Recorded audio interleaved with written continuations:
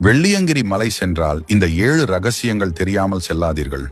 வெள்ளியங்கிரி மலை என்பது வெறும் மலைத்தொடர் அல்ல, அது நமது உடம்புக்குள்ளேயே இருக்கும் 7 சக்தி மையங்களின் பிரதிபலிப்பு. முதல் மலை நம் உடம்பில் உள்ள மூலாதார சக்கரம், நம் வாழ்வின் அடித்தளம். வெள்ளை விநாயகர் ஆலயம் இருக்கிறது. அந்த ஆலயத்தை அடைந்தால் முதல் மலை ஏற்றம் முழுமையாக முடிவடைகிறது.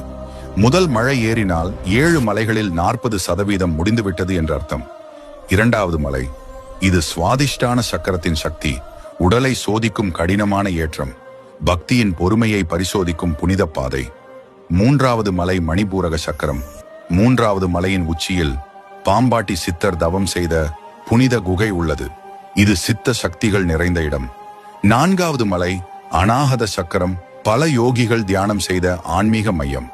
ஐந்தாவது மலை, அது நம் தொண்டையில் இருக்கும் விசுத்தி சக்கரம். இந்த மலை மன அழுத்தத்தை போக்கும் புனித பூமி.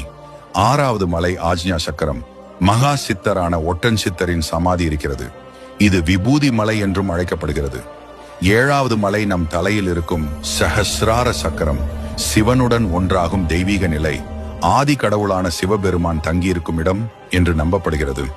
மூன்றாவது கண் திறக்கும் புனித இடம் என்று நம்பப்படுகிறது. இங்க வந்தாலே உடம்பு நடுங்கும் தெய்வீக அனுபவம்.